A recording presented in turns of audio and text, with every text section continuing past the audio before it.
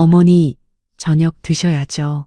이거 편의점 폐기 찍으려던 거 제가 어머니 생각나서 일부러 챙겨왔어요. 제 며느리 윤서연의 목소리였습니다. 공짜로 누를 수 있는 구독과 좋아요 한 번씩 눌러주세요. 대박 행운과 함께 감동적인 사연 들려드릴게요. 여러분의 작은 행동이 제겐 큰 힘이 됩니다. 밤 9시 반이 넘어 들어온 며느리의 손에는 익숙한 편의점 비닐봉지가 들려 있었고 그 봉지 하나가 제 73년 인생의 가치를 증명하듯 8억짜리 집의 대리석 식탁 위에 툭 하고 던져졌습니다. 봉지 안에는 플라스틱 포장에 담긴 냉장고에 한기에 딱딱하게 굳어버린 삼각김밥 한 개가 덩그러니 들어 있었습니다. 그 순간 거실 저편에서는 며느리가 다른 손에 들고 온 김이 모락모락 나는 프라이드 치킨의 고소한 냄새가 진동하고 있었습니다. 안녕하세요. 저는 올해 73이 된 박선자입니다.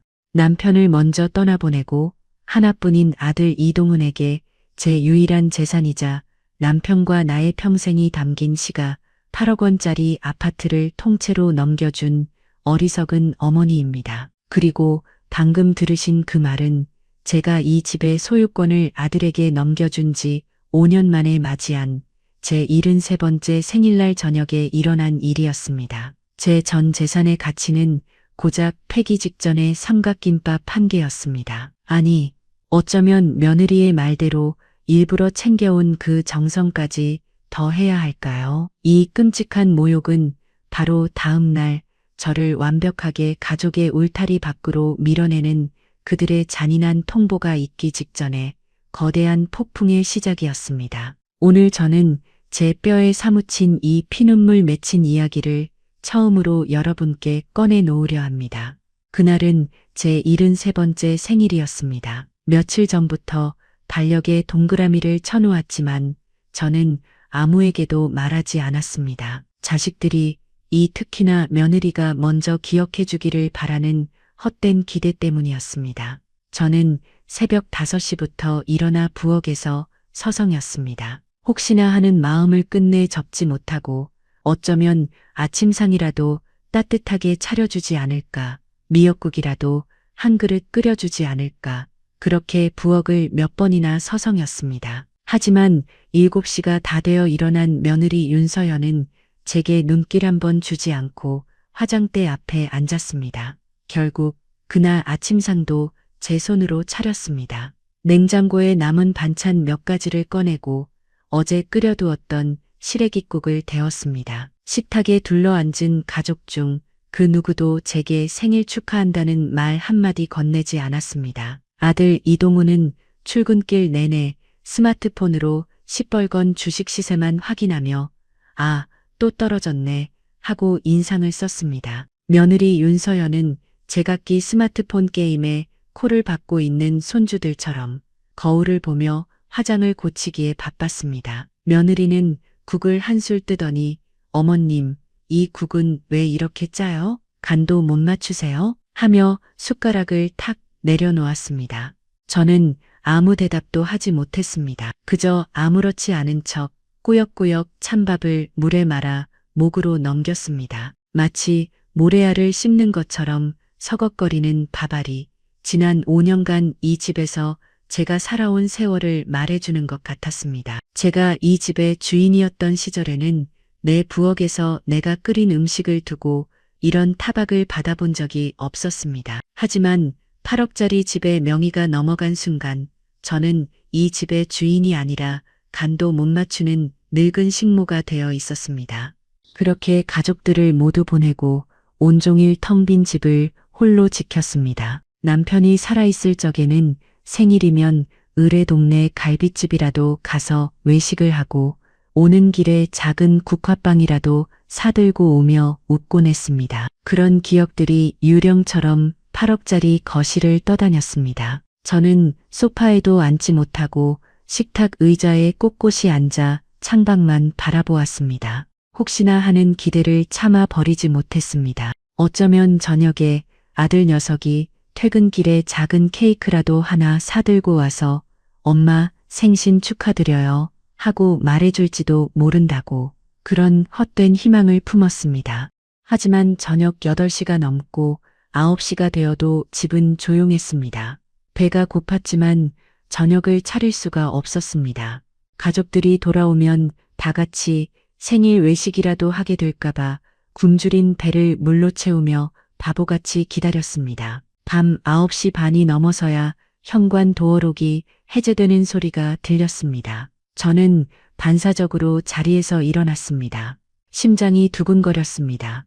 이제야 오는구나. 늦었지만 그래도 부디 이동훈이 피곤한 기색으로 들어왔고 곧이어 며느리 윤서연이 아이들과 함께 들어왔습니다. 그리고 제 희망을 산산조각 낸 것은 며느리의 손에 들린 2개의 봉지였습니다. 하나는 뜨거운 김이 오르는 치킨 상자였고 다른 하나는 차가운 냉기가 느껴지는 편의점 비닐봉지였습니다.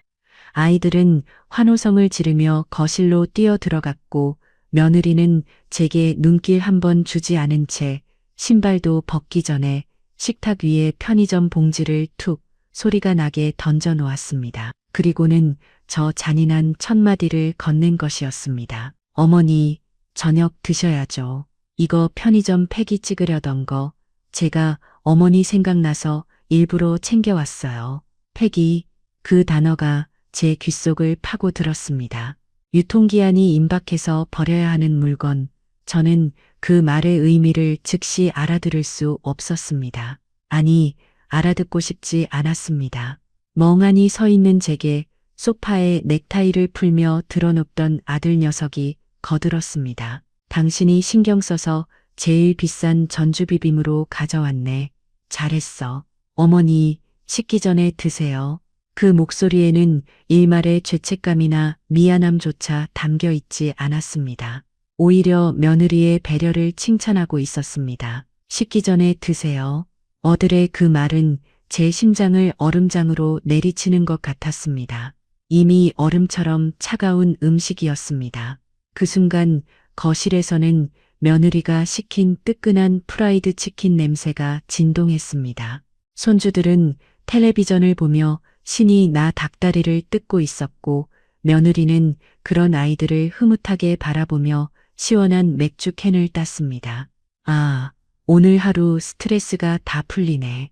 여보, 당신도 한 잔해. 며느리가 아들에게 권하는 목소리, 아들이 좋지 하고 화답하는 목소리, 그 모든 것이 제 귀에는 지옥의 소리처럼 들렸습니다. 저는 그 순간 비로소 깨달았습니다. 이것은 실수가 아니었습니다.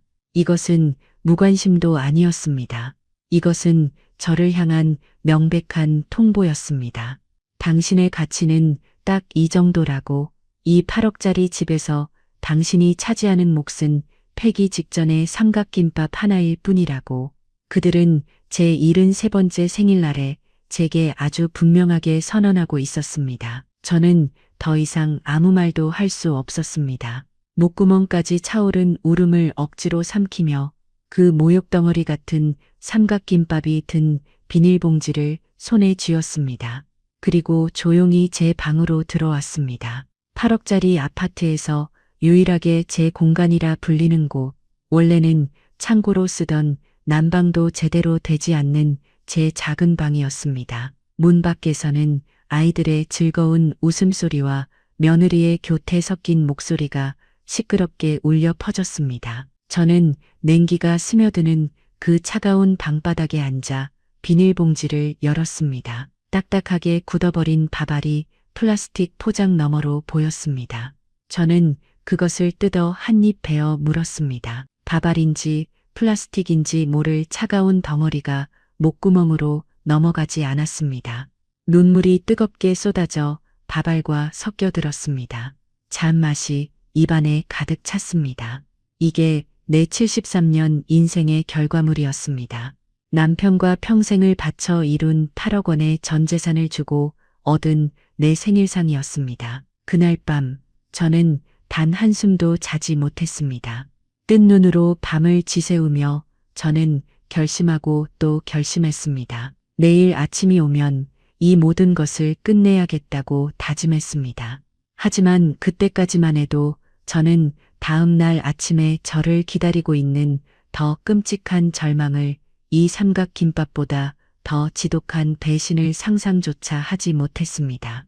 그렇게 지옥 같은 밤이 지나고 저는 동이 트기도 전에 부엌으로 나갔습니다. 어젯밤 억지로 삼킨 차가운 편의점 삼각김밥이 돌덩이처럼 위장에 남아 새벽 내내 속이 쓰리고 아팠습니다. 하지만 저는 바보같이, 정말 바보같이 마지막 미련의 끈을 놓지 못하고 있었습니다. 어쩌면, 정말 어쩌면 어젯밤은 아들 내외가 너무 피곤해서 실수를 한 것일지도 모른다고. 오늘은 그래도 제 진짜 생일날이니 아침에는 미역국 한 그릇이라도 끓여주지 않을까 하는 신락 같은 희망이었습니다. 하지만 7시가 다 되어 며느리 윤서연이 방에서 나왔을 때 그녀는 제게 눈길조차 주지 않고 곧장 화장대 앞으로 향했습니다. 부엌에 서 있는 저는 투명인간이나 다름없었습니다. 저는 결국 제 73번째 생일상을 제 손으로 직접 차리기 시작했습니다. 냉동실 가장 깊숙한 곳에 아들 녀석이 좋아해서 아껴두었던 한우 양지를 꺼냈습니다. 냄비에 참기름을 두르고 고기와 미역을 달달 볶는 고소한 냄새가 8억짜리 집안을 가득 채웠습니다. 이 냄새를 맡으면 어머니 무슨 맛있는 냄새예요? 라며 아들이라도 한마디 건네줄 거라 믿었습니다.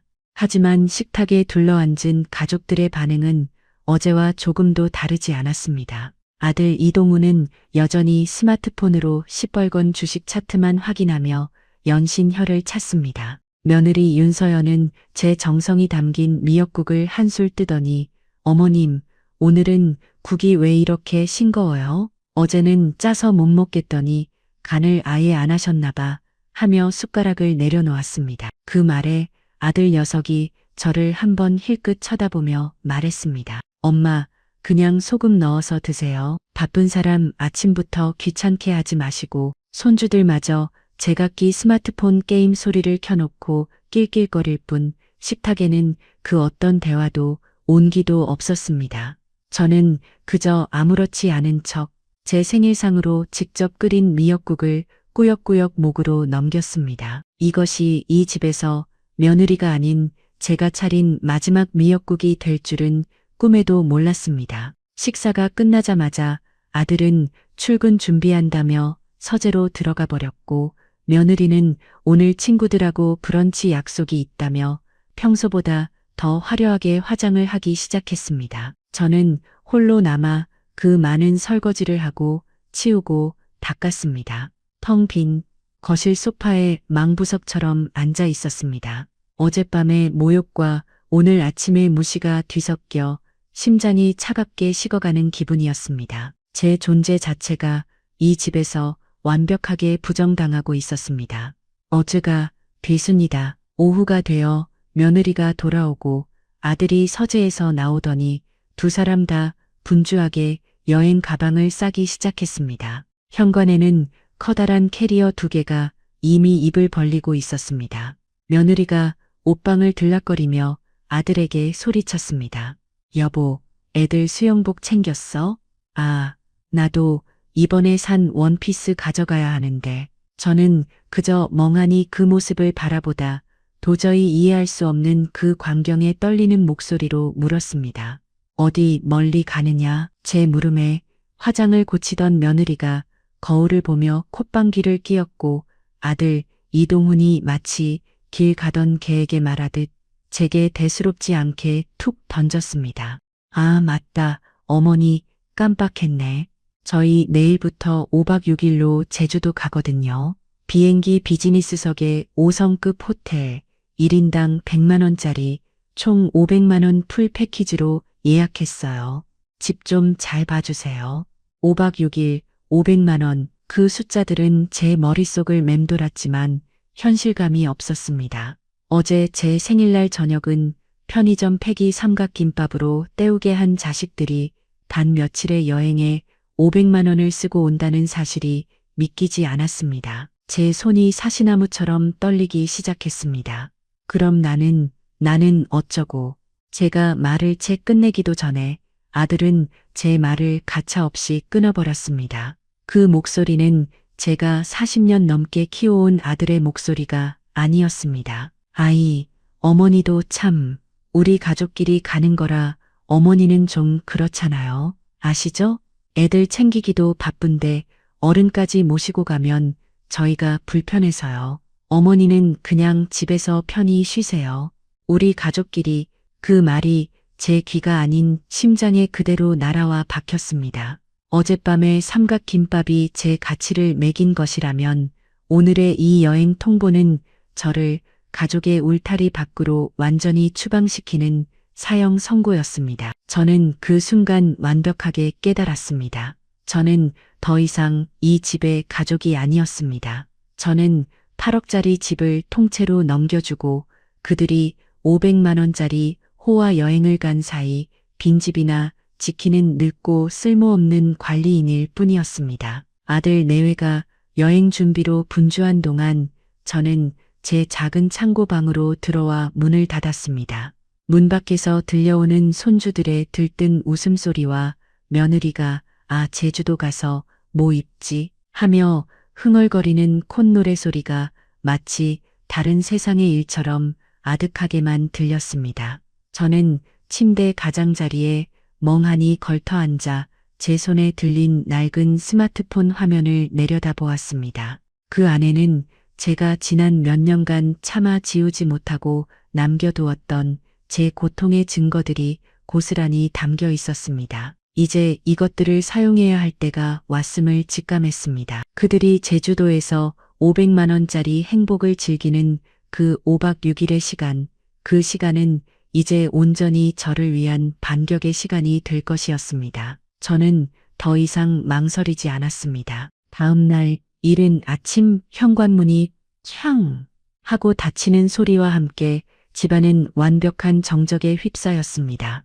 손주들의 들뜬 목소리도 며느리 윤서연의 콧노래도 모두 사라졌습니다. 그들은 500만 원짜리 행복을 찾아 제주도로 떠났고 8억짜리 이 거대한 집에는 저 혼자 어젯밤의 모욕과 오늘 아침의 추방 선고를 곱씹으며 덩그러니 남겨졌습니다. 저는 제 작은 창고방, 냉기만 감도는 그 방바닥에 앉아 벽에 기댔습니다. 이 집의 모든 공기가 저를 짓누르는 것 같았습니다. 저는 품속에서 낡은 스마트폰을 꺼냈습니다. 그리고 그 스마트폰 옆에 끼워둔 빛바랜 가족사진 한 장을 가만히 들여다보았습니다. 5년 전 바로 이 집의 명의를 아들에게 넘겨주던 날 법무사 사무실 앞에서 찍은 사진이었습니다. 사진 속에 저는 아들 이동훈과 며느리 윤서연의 부축을 받으며 세상에서 가장 행복한 미소를 짓고 있었습니다. 그때만 해도 저는 몰랐습니다. 그들의 저 환한 미소가 제 전 재산을 손에 넣은 자들의 승전보였다는 것을 말입니다. 정확히 5년 전 남편의 3년상을 막 마쳤을 때였습니다. 8억 원이나 하는 이 넓은 집에 저 혼자 덩그러니 남아 매일 남편의 빈자리를 보며 눈물로 밤을 지새우던 시절이었습니다. 자식들을 다 키워 독립시키고 이제 남편과 둘이 오붓하게 노후를 보내나 싶었는데 덜컥 저만 남겨두고 떠난 남편이 원망스럽기까지 했습니다. 그 적막함과 외로움이 제 뼛속까지 스며들 무렵 아들 내외가 저를 찾아왔습니다. 그날따라 며느리 윤서연은 제가 좋아하는 과일 바구니까지 사들고 와서 제 손을 꼭 잡았습니다. 그리고는 금방이라도 눈물을 쏟을 것처럼 눈시울을 붉히며 말했습니다.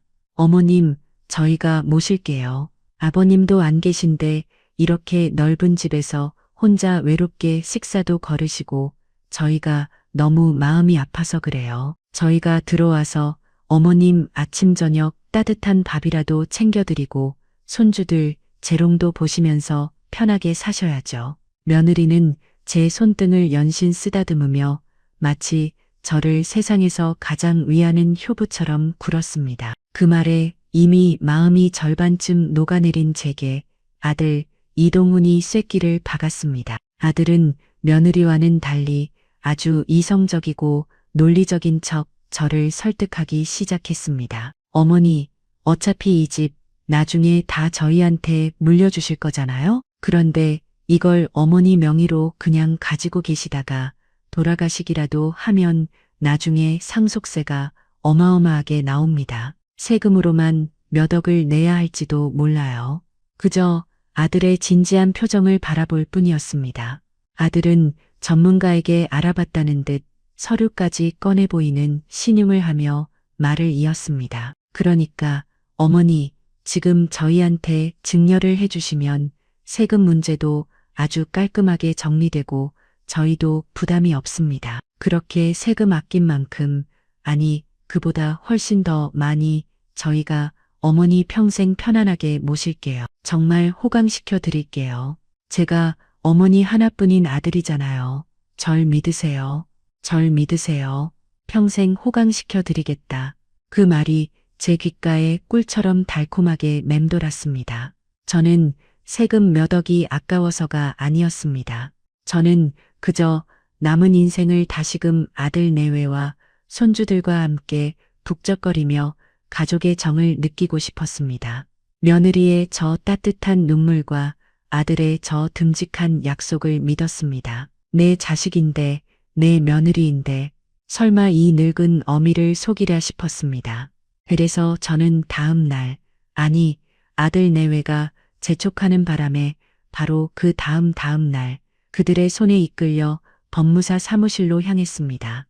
제 이름 석자 박선자, 그리고 남편과 평생을 바쳐 이룬 이 8억짜리 아파트의 모든 권리를 아들 이동훈의 이름 앞으로 넘긴다는 서류에 도장을 찍었습니다. 도장을 찍는 순간 아들과 며느리는 마치 세상을 다 얻은 것처럼 환하게 웃으며 제 손을 잡았습니다. 어머니, 감사해요. 정말 저희만 믿으세요. 평생 행복하게 해드릴게요. 사진 속의 제 행복한 미소는 바로 그 약속을 철석같이 믿었기 때문이었습니다. 하지만 저는 그때 알았어야 했습니다. 법무사 사무실을 나오자마자 며느리가 아들에게 여보, 이제 안방은 우리 서재로 쓰면 되겠다 라고 속삭이던 그 작은 목소리를 그때 알아챘어야 했습니다. 그 약속, 그 눈물, 그 환한 미소가 모두 제 8억짜리 재산을 향한 탐욕이었다는 것을 깨닫는 데는 그리 오랜 시간이 걸리지 않았습니다. 그 평생 호강시켜 드리겠다던 아들의 목소리는 등기소의 잉크가 채 마르기도 전에 휴지 조각처럼 구겨져 버렸습니다. 아들 내외가 이 집으로 짐을 옮기던 첫날이었습니다. 저는 당연히 안방을 계속 쓰면서 작은 방들을 아들 내외와 손주들이 쓰면 될 것이라 생각했습니다. 하지만 며느리 윤서연은 제 짐이 아직 정리되지도 않은 안방 문을 활짝 열어젖히더니 마치 제 물건이 쓰레기라도 되는 양 혀를 찼습니다. 어머님, 이 짐들은 다 언제 빼실 거예요? 저희 여기 서재 겸 드레스룸으로 써야 하거든요. 짐이 너무 많아서 안 되겠네. 아들 이동우는 며느리의 말에 한술 더 떴습니다. 엄마, 저기 뒤편에 창고 방 있잖아요. 거기도 작지 않아요. 어차피 어머니 혼자 쓰시는데 거기가 조용하고 아늑하니 딱 좋겠네요. 그들은 제 의견을 묻지 않았습니다. 그저 통보했습니다. 저는 제가 평생을 남편과 함께 쓴 햇살이 가장 잘 드는 안방을 내주고 북쪽의 창고를 개조한 그 차갑고 좁은 방으로 밀려나야 했습니다. 그것이 8억짜리 집을 넘겨준 주인이 받은 첫 번째 대우였습니다. 그것은 시작에 불과했습니다. 따뜻한 밥을 챙겨드리겠다 던 며느리의 약속은 정반대가 되었습니다. 식사 시간이 되면 저는 늘 마지막이었습니다.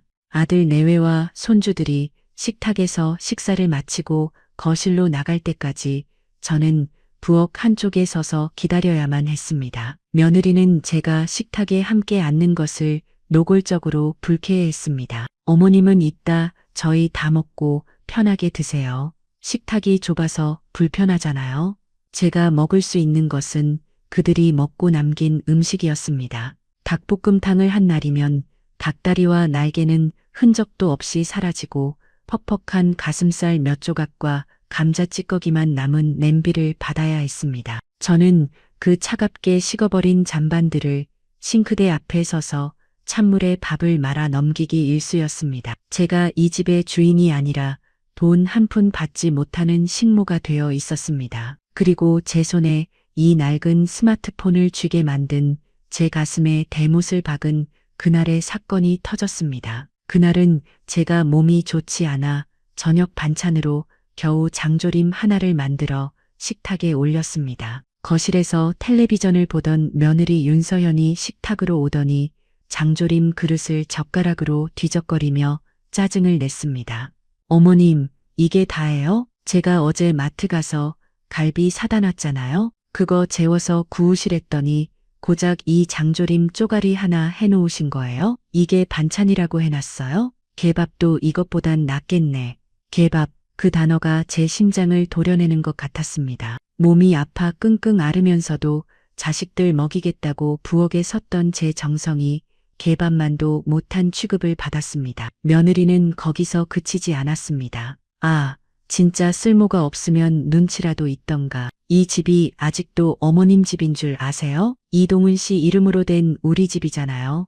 그날 밤 저는 제 창고방에서 이불을 뒤집어 쓰고 소리 죽여 울었습니다. 억울하고 분해서 잠을 이룰 수가 없었습니다. 그때였습니다. 며느리가 밖에서 아들에게 제 험담을 하는 소리가 문틈으로 새어 들어왔습니다. 저는 저도 모르게 남편이 생전에 사준 이 낡은 스마트폰의 녹음 버튼을 눌렀습니다. 며느리의 격렬에 찬 목소리가 제 고통의 첫 번째 증거가 되어 저장되었습니다. 그것이 시작이었습니다. 며느리가 제게 고래고래 소리를 지를 때마다 아들이 엄마가 좀 참으세요라며 며느리 편을 들 때마다 저는 방문에 귀를 대고 조용히 녹음 버튼을 눌렀습니다. 그 파일들은 제 상처의 기록이자 제 존재가 부정당한 순간들의 증거였습니다.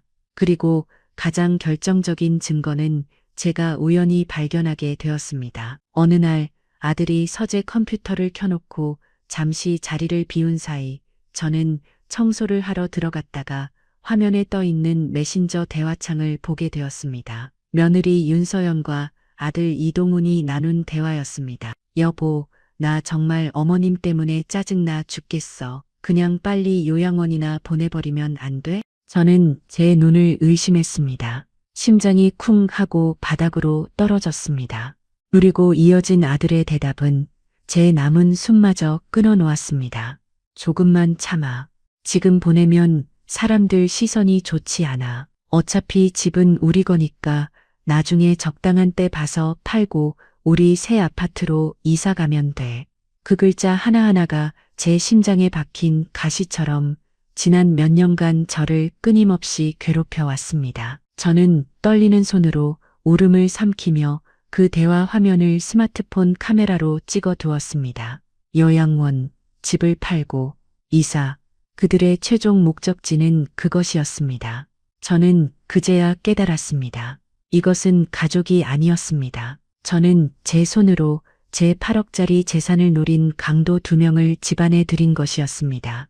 그들이 500만 원짜리 호화 여행을 떠난 다음 날 아침, 8억짜리 아파트는 거대한 무덤처럼 고요했습니다. 저는 제 작은 창고방에서 뜬 눈으로 밤을 새웠습니다.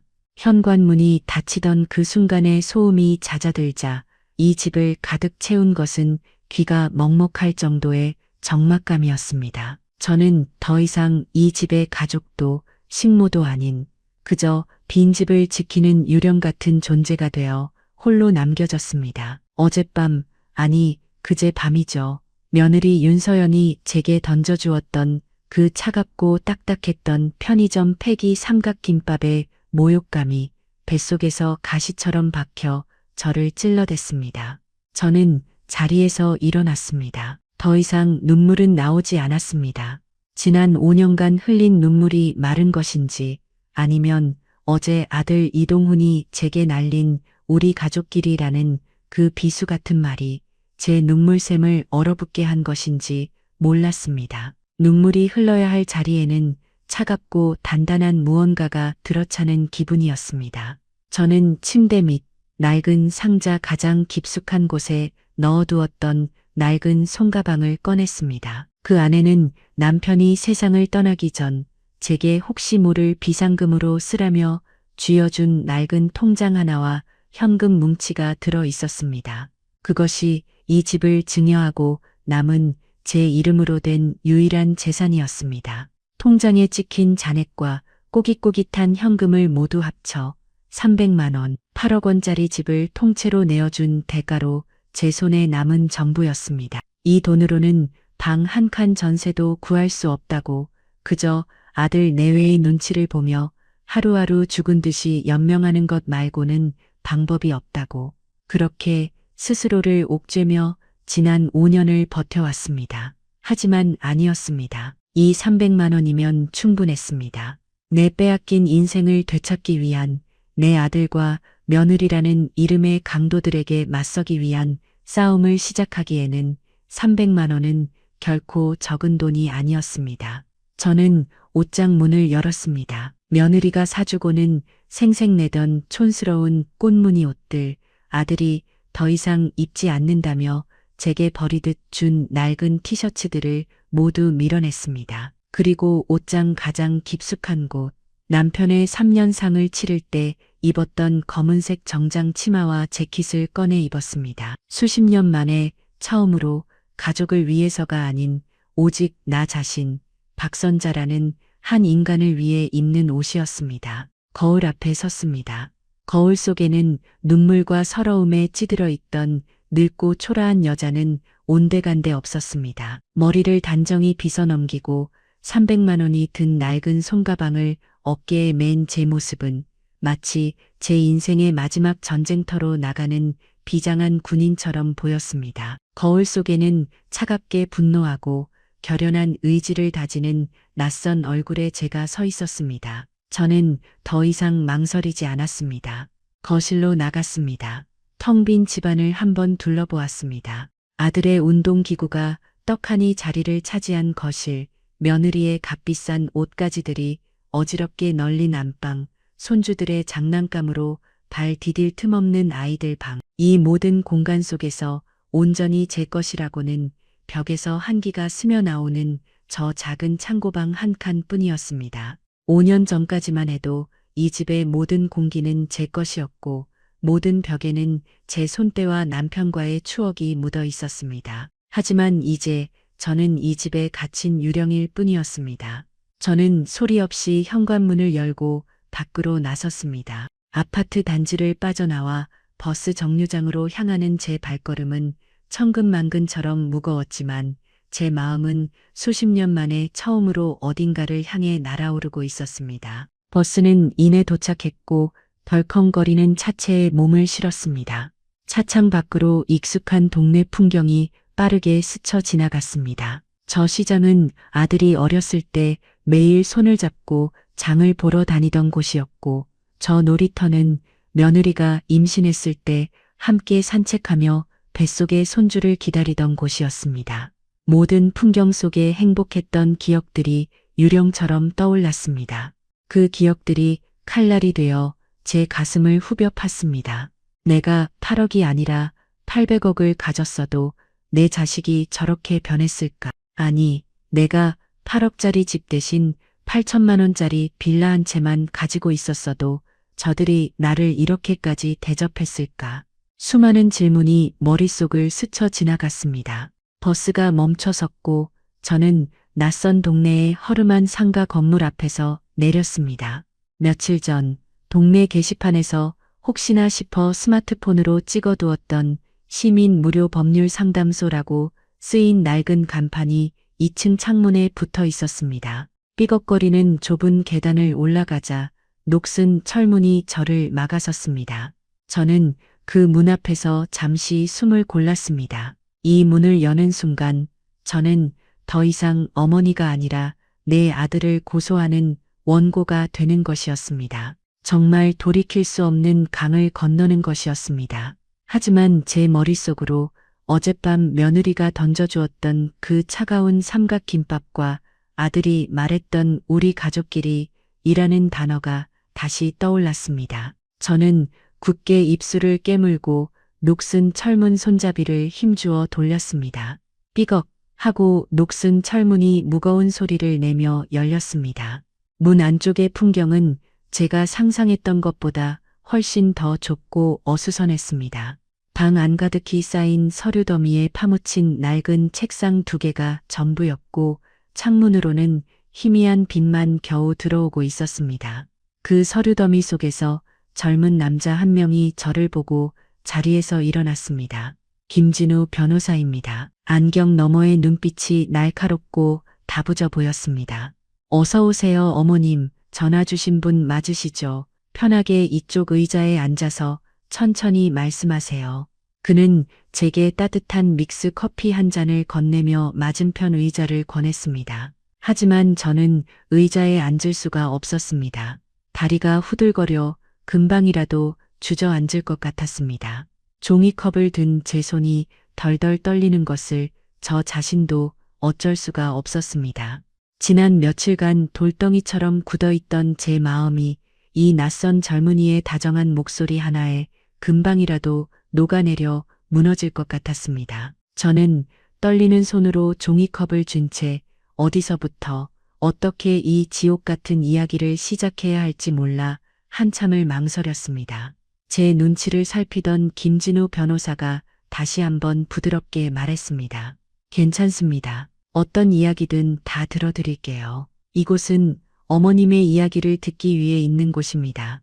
아무리 사소해 보이는 일이라도 어머님께는 중요한 일일 겁니다. 그 말에 저는 마침내 참고 참았던 말들을 하나씩 쏟아내기 시작했습니다.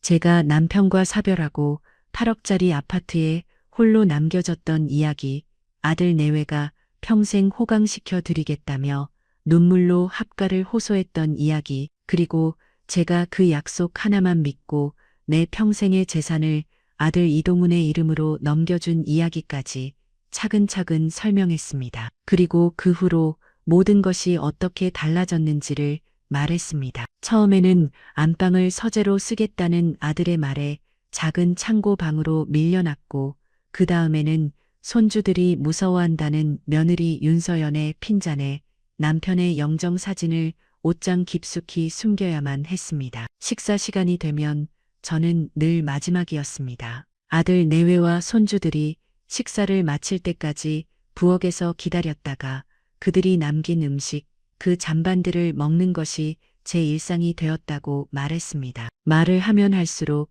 지난 5년간의 서러움이 복받쳐 올라 목이 메었습니다. 김진우 변호사는 아무 말 없이 제 앞에 티슈를 놓아주며 제 이야기를 단 한마디도 끊지 않고 조용히 들어주었습니다. 저는 마침내 제 73번째 생일날 겪었던 그 비참한 저녁에 대해 이야기했습니다. 온 가족이 제 생일을 잊은 채 며느리는 저녁으로 치킨을 시켜 자기들끼리 먹더군요. 그리고 밤늦게 들어온 며느리가 제게 비닐봉지 하나를 던져주었습니다. 저는 잠시 말을 멈추고 숨을 골랐습니다. 김 변호사의 시선이 제 입에 고정되어 있었습니다. 그 안에는 편의점에서 폐기 직전에 가져왔다는 차갑고 딱딱하게 굳은 삼각김밥이 하나 들어 있었습니다. 그리고 아들 녀석은 며느리가 신경 써서 제일 비싼 걸로 가져왔다며 생색을 내더군요. 제 73번째 생일상이 바로 그것이었습니다. 제 말이 끝나자 좁은 사무실 안에는 무거운 침묵이 흘렀습니다. 김진우 변호사는 한동안 말이 없다가 이내 굳은 표정으로 입을 열었습니다. 그의 목소리는 아까와 달리 단호하고 힘이 있었습니다. 어머님, 그동안 정말 고생 많으셨습니다. 이건 단순한 가족 간의 갈등이나 서운함의 문제가 아닙니다. 그는 책상 위에 법전을 펼쳐 보이며 제게 설명하기 시작했습니다. 이것은 명백한 부양 의무 불이행에 해당합니다. 우리 민법에서는 재산을 증여받은 수증자, 즉 아드님이 증여자인 어머님에 대한 부양 의무를 이행하지 않을 경우 그 증여 계약 자체를 취소할 수 있도록 규정하고 있습니다. 특히 어머님의 경우처럼 부양을 조건으로 재산을 증여한 경우에는 더욱 그렇습니다. 저는 그 어려운 법률 용어들을 다 이해할 수는 없었지만 취소라는 단어 하나만큼은 제 심장에 선명하게 박혔습니다. 정말입니까? 이 집을, 제 집을 되찾을 수가 있다는 말씀이신가요? 제 목소리가 희망으로 가늘게 떨렸습니다. 김 변호사는 확신에 찬 목소리로 대답했습니다.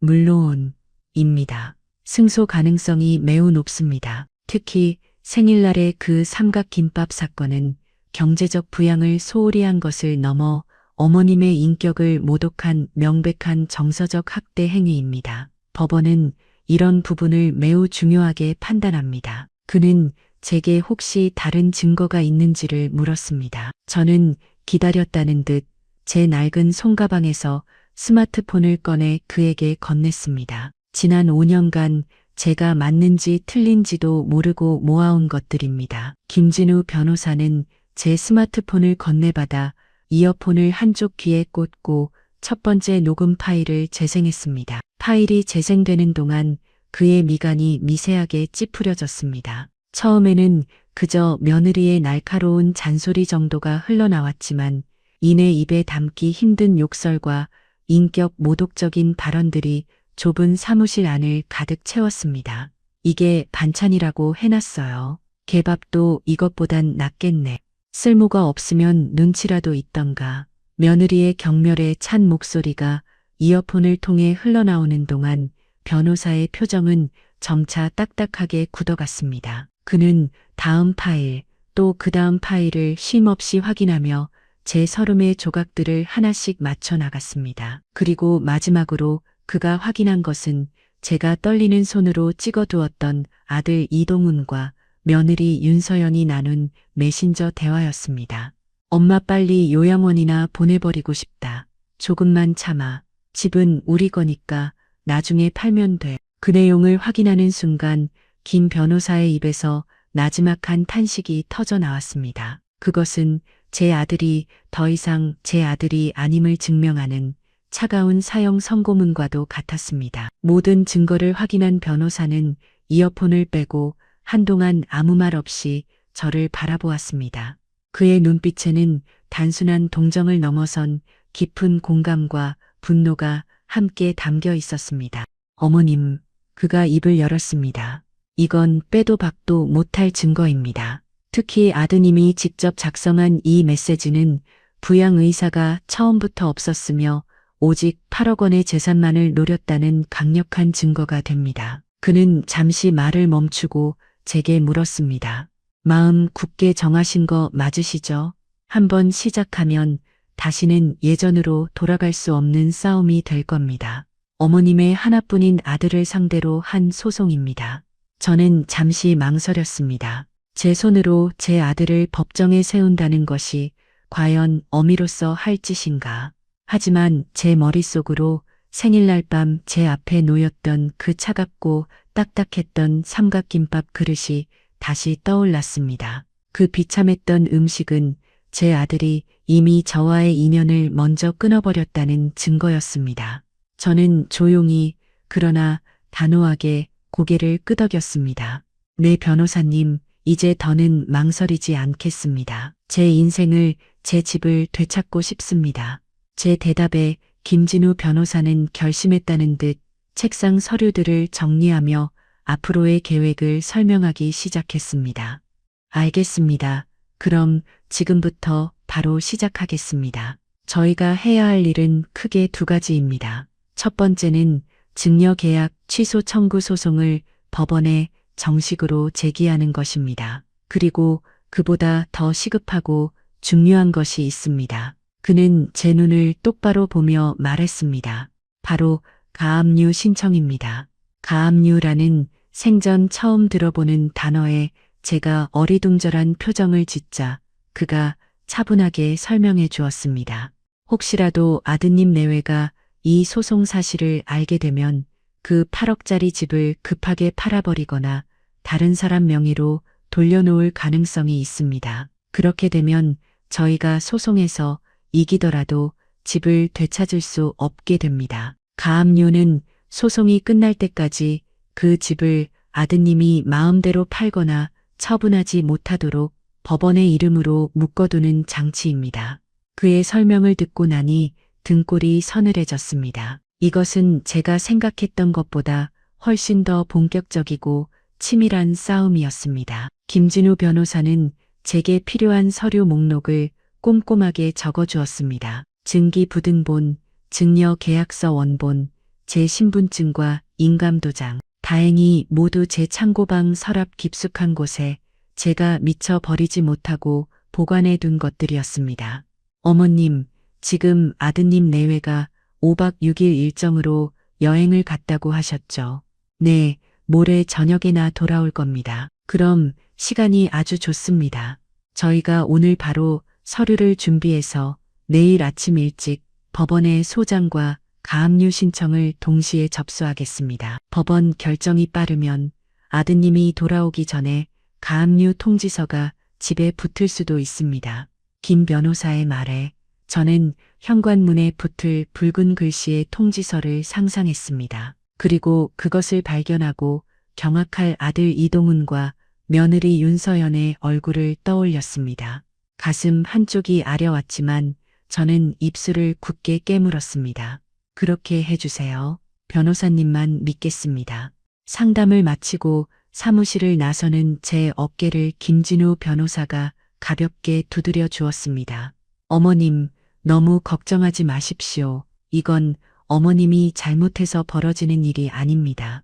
어머님의 당연한 권리를 되찾는 과정일 뿐입니다. 제가 끝까지 곁에서 돕겠습니다.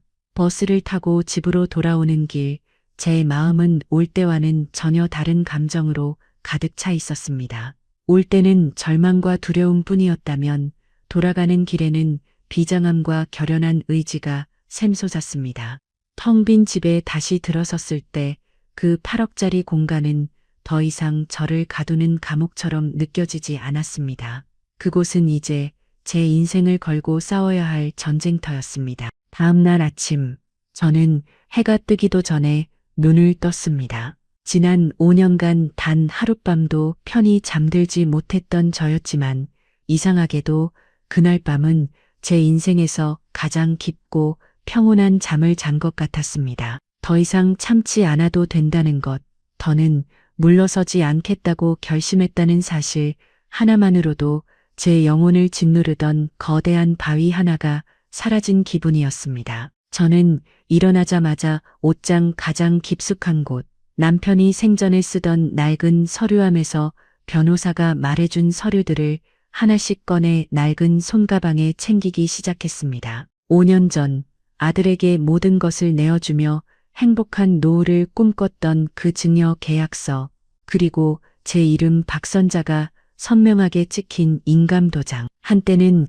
아들의 미래를 위한 희망의 증표였던 이 서류들이 이제는 제 모든 것을 되찾아줄 가장 강력한 무기, 서슬퍼런 칼날이 되어 제 손에 들려 있었습니다.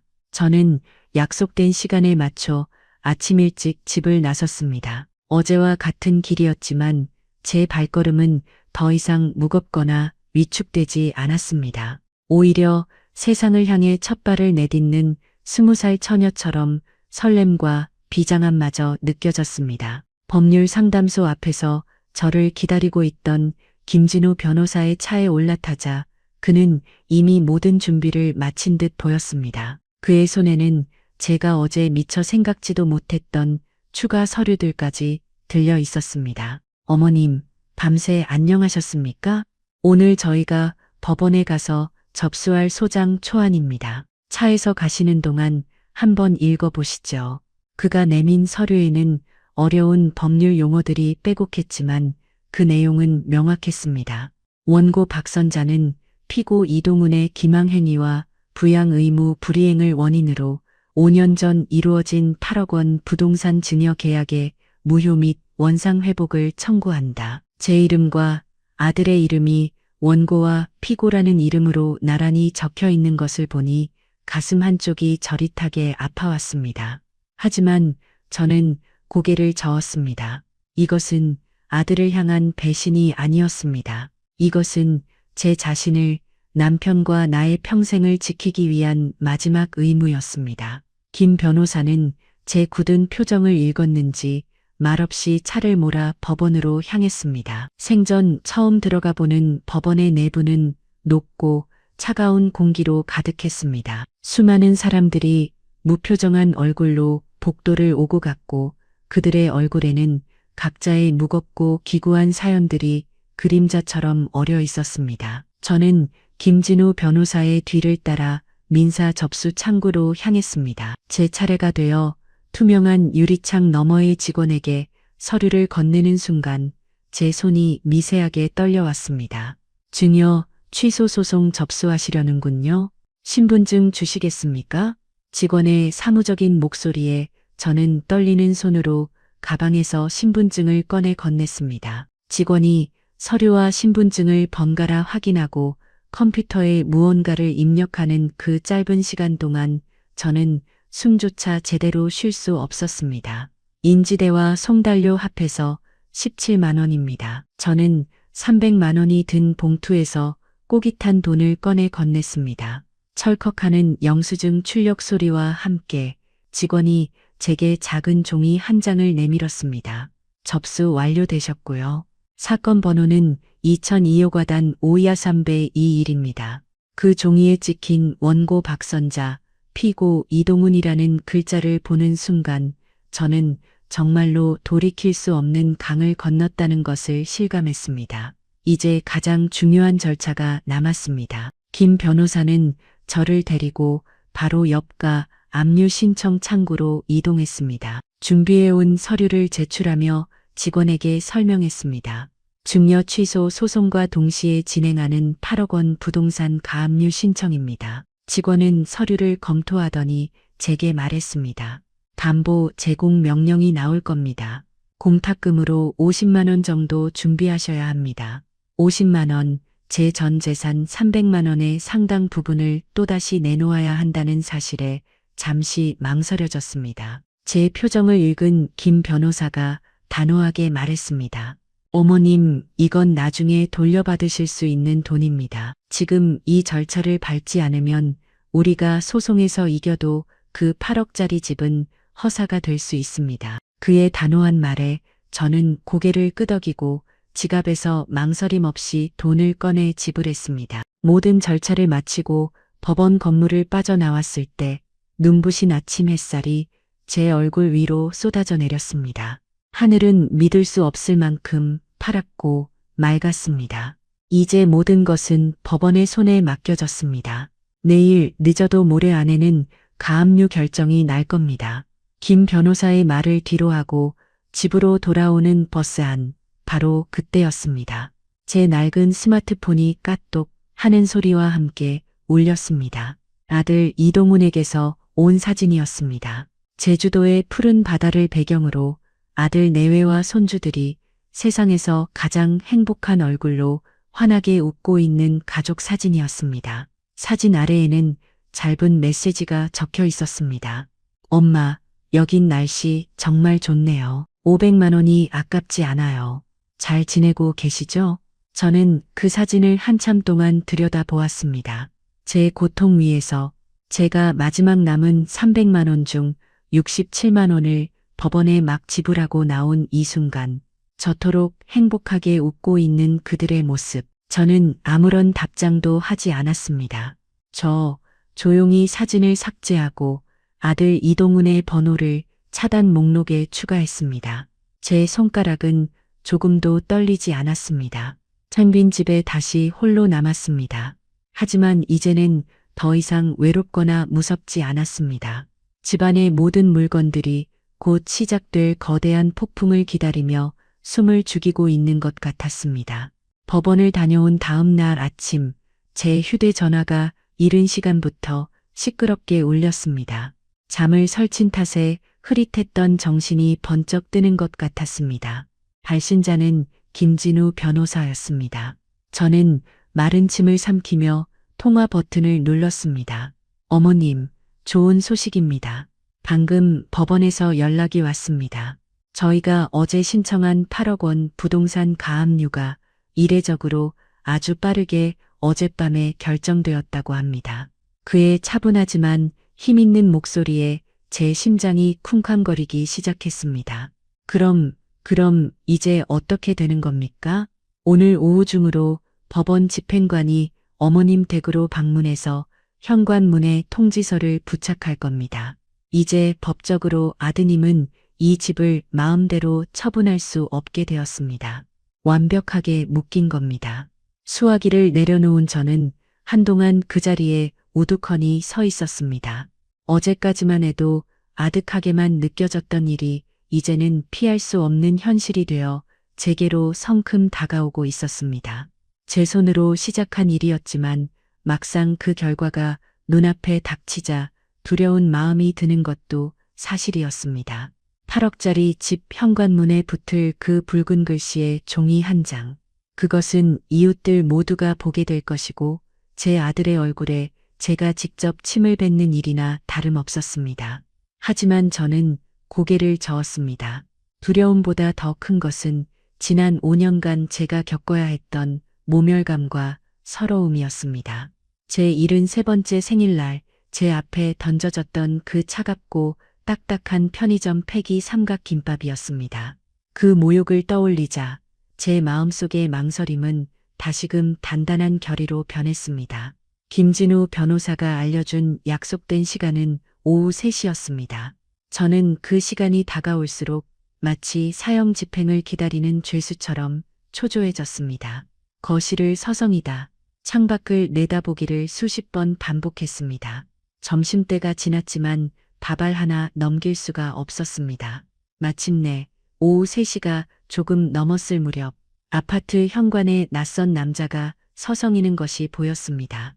법원 마크가 희미하게 보이는 서류철을 든 무표정한 얼굴이었습니다. 법원 직원임이 분명했습니다.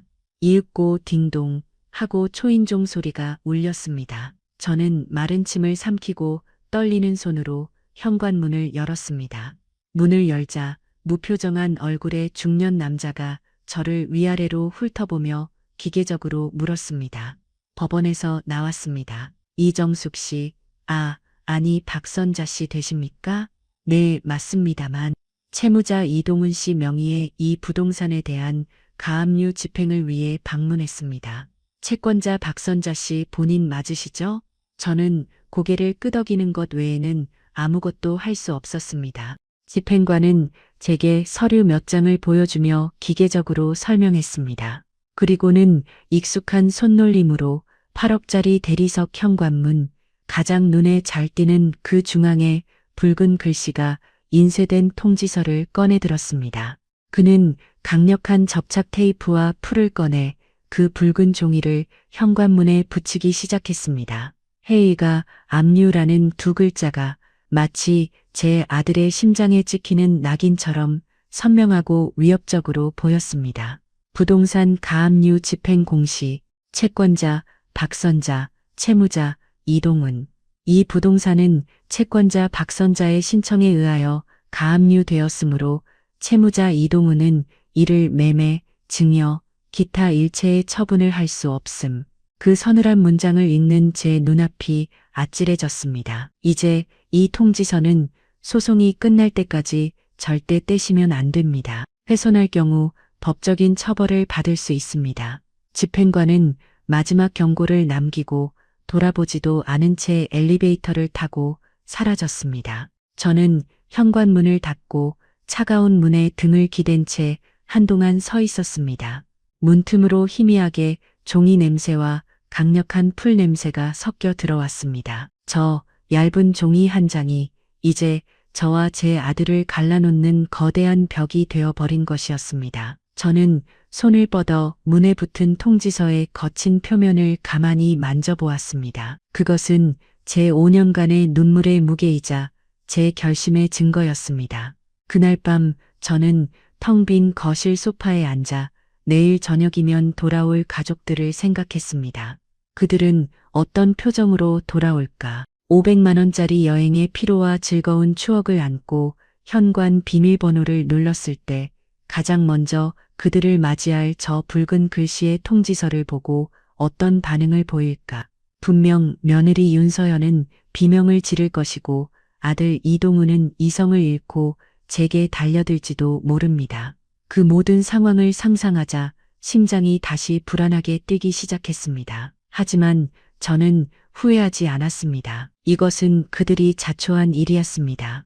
그들이 제게 편의점 폐기 삼각김밥을 던져주며 제 인격을 짓밟던 그 순간, 그들이 저를 가족의 울타리 밖으로 밀어냈던 그 순간, 이미 이 모든 것은 예견된 결과였습니다. 내일이면 이 집은 더 이상 평화로운 보금자리가 아닌 냉혹한 전쟁터가 될 것이었습니다. 그리고 저는 그 전쟁에서 결코 물러설 생각이 없었습니다. 저는 제 작은 창고방 침대에 꼿꼿이 앉아 현관문 너머의 정적에 귀를 기울이고 있었습니다. 제 손은 얼음장처럼 차갑게 식어 있었지만 심장은 이상할 정도로 고요하게 뛰고 있었습니다. 모든 준비는 끝났고 이제 남은 것은 운명의 심판을 기다리는 것뿐이었습니다. 어쩌면 제 73년 인생에서 가장 긴장되는 순간이었을 겁니다. 이윽고 복도 저편에서 엘리베이터가 도착하는 소리가 들리고 잠시 후 현관 도어록 비밀번호를 누르는 소리가 이어졌습니다. 삑, 삑, 삑, 삑, 띠, 띠, 띠, 띠. 경쾌한 전자음과 함께 제 평생의 전쟁이 드디어 막을 올렸습니다. 아, 피곤해 죽겠네. 역시 집이 최고야. 현관으로 들어서는 아들 이동훈의 목소리는 500만 원짜리 여행에서 오는 피로와 만족감이 뒤섞여 있었습니다. 뒤따라 들어오는 며느리 윤서연의 목소리도 들떠있기는 마찬가지였습니다.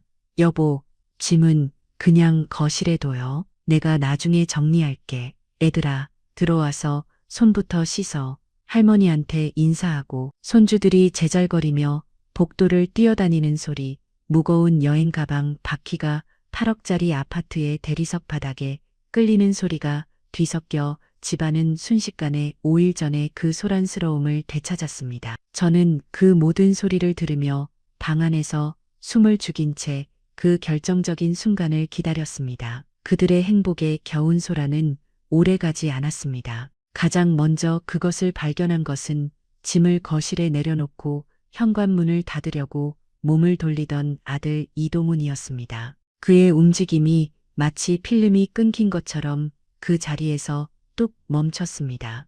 이게 뭐야? 그의 목소리는 낯설고 낮게 갈라져 있었습니다.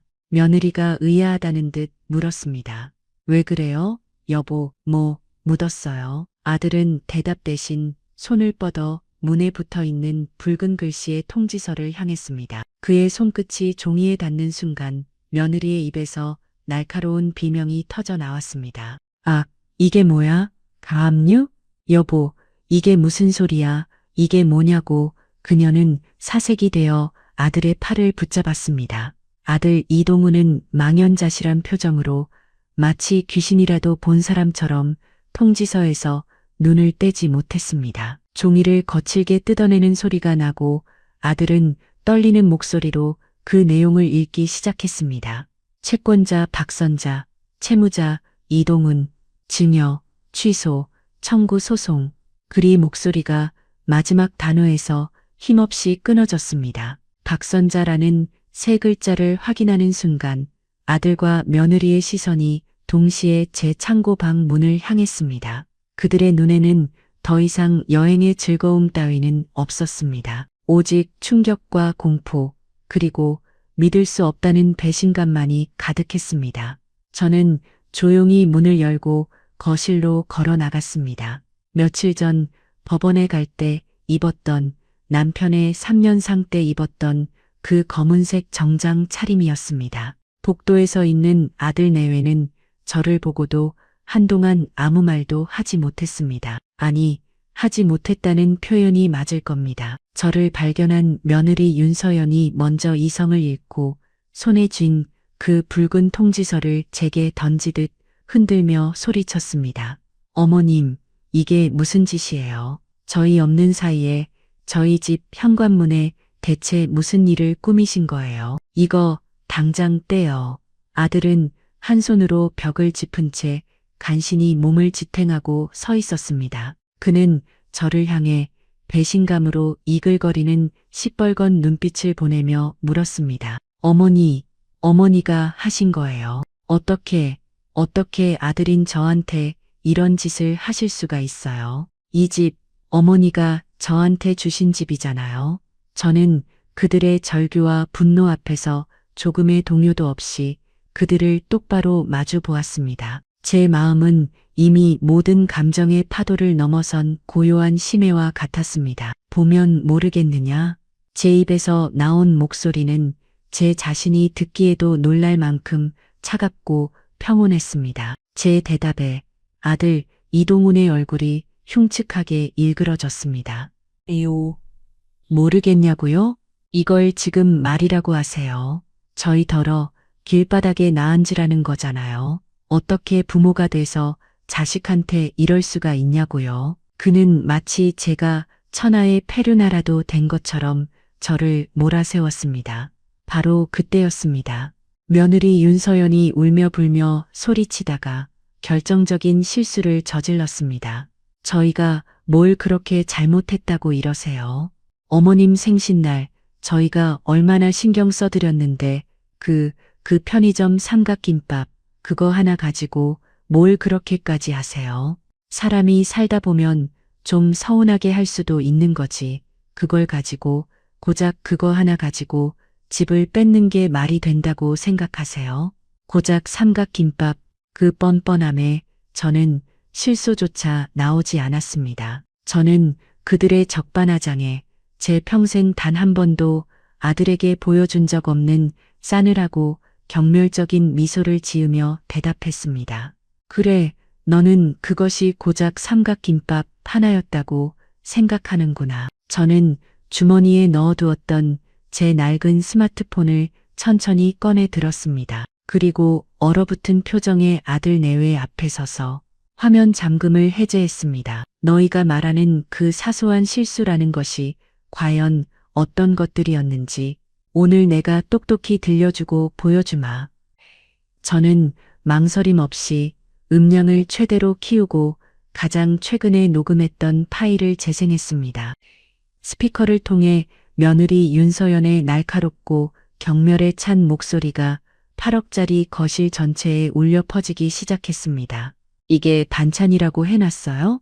개밥도 이것보단 낫겠네. 쓸모가 없으면 눈치라도 있던가? 진짜 이 집이 아직도 어머님 집인 줄 아세요? 이동훈 씨 이름으로 된 우리 집이잖아요? 자신의 목소리가 집안에 울려 퍼지자 며느리의 얼굴이 새하얗게 질리기 시작했습니다. 그녀는 믿을 수 없다는 듯 저와 스마트폰을 번갈아 쳐다보며 말을 더듬었습니다. 이게 뭐예요? 어머님 이걸 녹음하셨어요? 저는 대답 대신 다음 파일을 재생했습니다. 이번에는 아들 이동훈의 목소리가 흘러나왔습니다. 아, 진짜 엄마 때문에 짜증나 죽겠네. 그냥 모른 척해. 어차피 집은 우리 거잖아. 며느리의 투정을 받아주던 나른하고 무심한 아들의 목소리였습니다. 아들은 자신의 목소리를 듣는 순간 온몸이 굳어버린 듯 그 자리에 얼어붙었습니다. 하지만 그것은 시작에 불과했습니다. 저는 마지막으로 그들이 잠든 사이에 몰래 찍어두었던 그 메신저 대화 화면을 띄워 그들의 눈앞에 들이밀었습니다. 화면 속에는 며느리가 보낸 어머님 빨리 요양원이나 보내버리고 싶다는 메시지와 그에 대한 아들 이동훈의 대답이 선명하게 찍혀 있었습니다. 조금만 참아. 집은 우리 거니까 나중에 팔면 돼. 그 화면을 본 아들의 눈동자가 지진이라도 난 것처럼 격렬하게 흔들리기 시작했습니다. 그의 마지막 방어선, 나는 그래도 어머니를 생각했다는 그 위선이 산산조각 나는 순간이었습니다. 아들은 더 이상 아무런 변명도 하지 못했습니다. 하는 의미 없는 소리만 내뱉으며 천천히 거실 바닥에 주저앉았습니다. 모든 증거가 드러나자 거실 안에는 숨막히는 침묵만이 흘렀습니다. 며느리는 이제 더 이상 소리치거나 대들지 못했습니다. 그녀는 그저 공포에 질린 눈으로 무너져 내린 남편과 모든 것을 알고 있는 저를 번갈아 쳐다볼 뿐이었습니다. 그녀의 계산 빠른 머릿속은 이제 이 상황을 어떻게 빠져나가야 할지에 대한 생각으로 복잡하게 돌아가고 있을 것이 틀림없었습니다. 바닥에 주저앉은 아들은 두 손으로 머리를 감싸쥔 채 어린아이처럼 흐느끼기 시작했습니다. 하지만 그 눈물은 진정한 참회의 눈물이 아니었습니다. 모든 계획이 들통나고 자신의 안락한 8억짜리 미래가 한순간에 무너져 내린 것에 대한 절망의 눈물일 뿐이었습니다. 저는 그 비참하고 나약한 두 인간의 모습을 아무런 감정 없는 눈으로 가만히 내려다보았습니다. 그리고 제 마음속에서 마지막으로 남아있던 모든 미련과 연민을 깨끗하게 지워버렸습니다.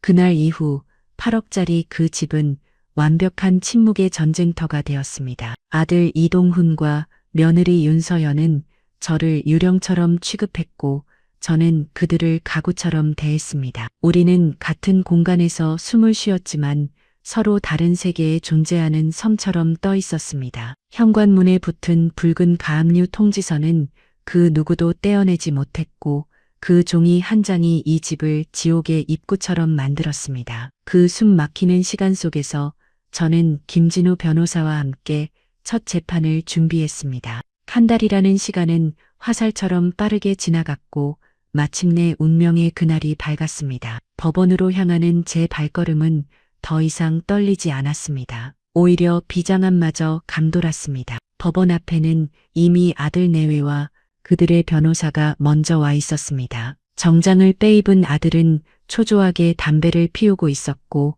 며느리 윤서연은 짙은 선글라스로 얼굴을 가린 채 저를 외면했습니다. 우리는 아무 말 없이 서로를 스쳐 지나 법정이라는 거대한 심판대 앞으로 걸어 들어갔습니다. 법정 안은 차갑고 엄숙한 공기로 가득했습니다. 온고석에 앉은 제 옆에는 든든한 김진우 변호사가 그리고 저 건너편 피고석에는 고개를 숙인 아들 이동훈과 며느리 윤서연이 앉아 있었습니다. 잠시 후 중년의 여자 판사가 법복을 입고 들어와 자리에 앉자 제 인생을 건 재판이 시작되었습니다. 먼저 상대 측 변호사가 일어나 변론을 시작했습니다. 그는 예상대로 이 모든 끔찍한 사건을 사소한 가족 간의 다툼으로 축소시키려 애썼습니다. 존경하는 재판장님, 피고들은 원고, 즉 어머니를 결코 학대하거나 유기하지 않았습니다. 지난 5년간 한 집에 모시고 살며 식사를 제공하고 거처를 마련해 드렸습니다. 이는 명백한 부양 의무의 이행입니다. 생일날의 음식 문제나 여행 문제는 바쁜 현대 사회를 살아가는 가족들 사이에서 흔히 발생할 수 있는 사소한 오해와 서운함일 뿐입니다. 이를 가지고 신성한 8억 원 증여 계약을 무효로 돌리는 것은 너무나 가혹한 처사입니다. 그의 능수능란한 말솜씨에 저는 잠시 모든 것이 정말 제 속 좁은 투정처럼 여겨져 현기증이 날 지경이었습니다. 하지만 제 변호사, 김진우 변호사는 조금도 동요하지 않았습니다. 그는 자리에서 일어나 판사를 향해 정중하지만 힘있는 목소리로 말했습니다. 존경하는 재판장님, 상대 측 변호인께서는 식사를 제공했다고 말씀하셨습니다. 그렇다면 그 식사가 과연 어떤 것이었는지 한번 살펴볼 필요가 있습니다. 그는 준비해 온 서류를 제출하며 말을 이었습니다. 원고 박선자님은 지난 73번째 생일날 저녁 피고들로부터 차갑게 식고 퉁퉁 불어터진 배달 라면도 아닌 유통기한이 임박해 폐기 직전이었던 편의점 삼각김밥 한 개를 받았습니다. 온 가족이 보는 앞에서 마치 남은 음식을 던져주듯 말입니다. 존경하는 재판장님, 이것이 과연 자식된 도리이며 법이 규정하는 부양이라 할 수 있겠습니까? 이것은 식사의 제공이 아니라 원고의 인격과 73년의 존엄을 짓밟은 명백한 정서적 학대 행위입니다. 김 변호사의 말에 방청석에서 작게 웅성거리는 소리가 들렸습니다. 판사는 무표정한 얼굴로 서류를 넘기고 있었습니다. 다음 증거를 제출하겠습니다. 죄의 변호사는 판사의 허락을 받고 법정 스피커를 통해 제가 녹음했던 그 파일을 재생했습니다. 가장 먼저 흘러나온 것은 며느리 윤서연의 날카로운 목소리였습니다. 이게 반찬이라고 해놨어요? 개밥도 이것보단 낫겠네. 쓸모가 없으면 눈치라도 있던가? 개밥이라는 단어가 법정 전체에 울려 퍼지는 순간 법정 안은 순식간에 얼어붙었습니다. 며느리 윤서연은 선글라스 너머로도 보이는 그 창백한 얼굴로 고개를 숙인 채 어깨를 부들부들 떨고 있었습니다. 아들 이동우는 두 손으로 얼굴을 감싸 쥐었습니다. 변호사는 녹음을 멈추고 판사를 향해 말했습니다. 피고 윤서연은 지난 수년간 이런 식의 언어 폭력을 원고에게 지속적으로 가해왔습니다. 이것이 과연 사소한 오해입니까? 판사는 아무 말 없이 피고석을 향해 서늘한 눈빛을 보낼 뿐이었습니다. 그리고 마침내 마지막 결정타가 날아들었습니다. 마지막으로 피고들의 진정한 의도를 알 수 있는 증거를 제출합니다. 제 변호사는 아들 이동훈과 며느리 윤서연이 나눈 그 메신저 대화 내용을 대형 스크린에 띄웠습니다. 엄마 때문에 짜증나 죽겠어. 빨리 요양원이나 보내버리고 싶다. 조금만 참아. 집은 우리 거니까 나중에 팔면 돼.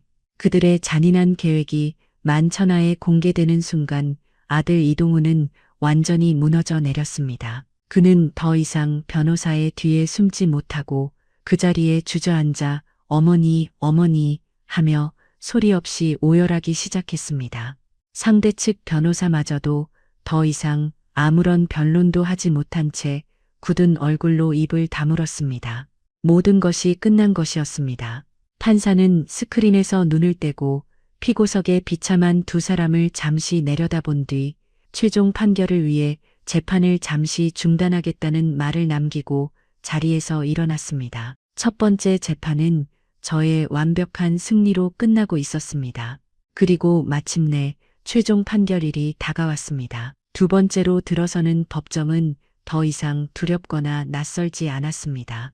그곳은 제 억울함을 풀어주고 제 8억 원의 권리를 되찾아줄 신성한 장소처럼 느껴졌습니다. 판사가 법정에 들어서고 장내가 조용해지자 저는 두 손을 무릎 위에 모으고 허리를 꼿꼿이 세웠습니다. 판사는 책상 위에 놓인 두툼한 판결문을 들어 안경 너머의 무표정한 눈으로 법정 안을 한번 훑어보았습니다. 그리고는 낮고 엄숙한 목소리로 제 인생의 향방을 결정지을 문장들을 읽어내려가기 시작했습니다. 주문. 피고 이동훈은 원고 박선자에게 이 사건 8억 원 부동산에 관하여 2020년 5월 12일자 증여를 원인으로 한 소유권 이전 등기의 말소 등기 절차를 이행하라. 그 문장이 제 귀에 들리는 순간 제 옆에 앉은 김진우 변호사가 제 손을 힘주어 꽉 잡았습니다. 이겼습니다, 어머님. 그의 입모양이 그렇게 말하고 있었습니다. 판사는 판결 이유를 계속해서 읽어나갔습니다. 그의 목소리는 법정 전체에 서리빨처럼 울려 퍼졌습니다. 피고들은 원고로부터 이 사건 부동산을 증여받으며 부양을 약속하였으나 지난 5년간 이를 성실히 이행하지 않았다. 오히려 원고를 집안의 가사도우미처럼 대우하고 언어적, 정서적 학대를 지속적으로 가한 사실이 제출된 증거들을 통해 명백히 인정된다.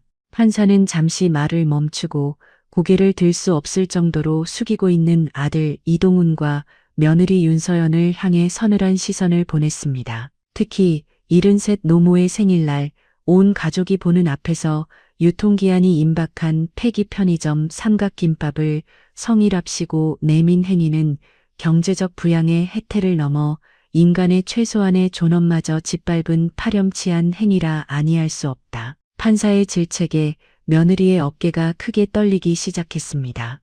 또한 피고들이 나눈 메시지 내용은 이들이 처음부터 원고를 부양할 의사가 없었으며 오직 8억 원의 부동산 재산만을 탐내왔음을 명백히 보여준다.